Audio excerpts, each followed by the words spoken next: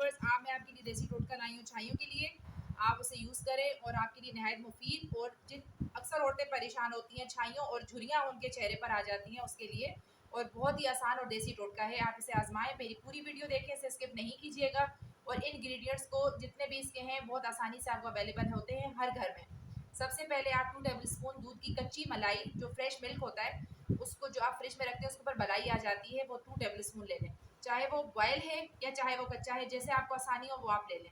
2 table spoon दूध की मलाई, उसके अंदर 2 टेबल स्पून आप अरके गुलाब ऐड कर लें, और 2 टेबल स्पून उसके अंदर आप लेमन का रस जो है वो ऐड करें, और 2 टेबल स्पून उसके अंदर एलोवेरा जेल मिला लें।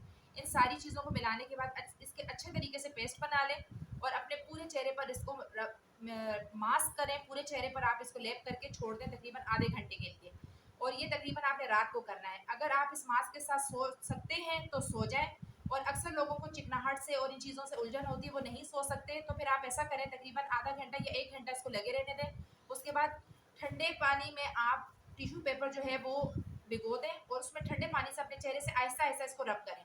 रब करने के बाद अपने चेहरे को अच्छे से साफ करके फिर आप सो जाएं।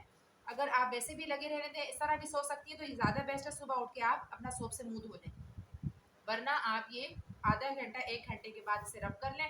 इंशाल्लाह आपकी छाइयाँ, आपकी झुर्रियाँ बिल्कुल ख़त्म हो जाएंगी।